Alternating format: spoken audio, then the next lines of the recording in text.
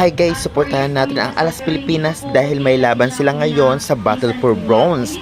Ang mga kaharap nga pala nila ay ang Vietnam Agawan sa Bronze ngayon yung 4 PM. Kaya syempre sa mga nag-aabang dyan ng laban ay mapapanood po nyo ito sa One Sports, One Sport Plus at meron din po sa Pilipinas Live at Signal Apps. Pero may bayad minsan kaya check nyo na lamang. Magandang laban to, lalong lalo pa dapat makakuha ng podium ang Alas Pilipinas Men's dahil natalo nga tayo ng Indonesia at Thailand at kailangan maipanaro ang larong ito.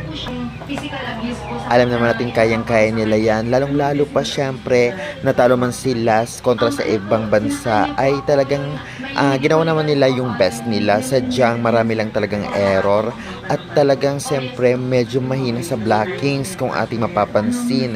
Kaya naman syempre dapat ngayon sa laban sa Vietnam ay hindi sila magpakampante, dapat maunahan nilang set at syempre makaunang panalong set ay talagang magkakaroon sila ng confidence. Kaya naman syempre suportahan natin manalo matalo and sana maipanalo nila ang larong ito, lalong lalo pa malakas ang Vietnam.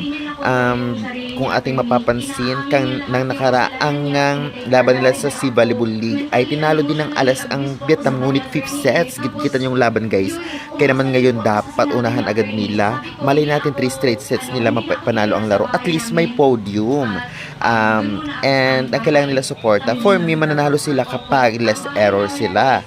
Yun ang pinakauna, dapat talaga yung service nila ay hindi nagkaka-error at syempre ang blockings nila dapat paganahin. Kung ating napapansin kasi medyo ang blockings nila ay hindi masyadong effective, kaya naman syempre talagang maraming pumapasok na bola na spike sa Indonesia at Thailand. Sana gumana ngayon kontra sa Vietnam dahil malakas pa naman pumalo ang mga Vietnamese.